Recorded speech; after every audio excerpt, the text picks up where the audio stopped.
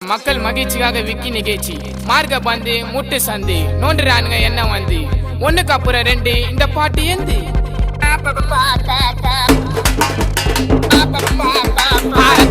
ரத்த கொதிப்பு என் மாமனாருக்கு ரத்த கொதிப்பு ஒச்சக்கல்ல உண்ட கள்ளப்பருப்பு ஃபீவர் வந்தா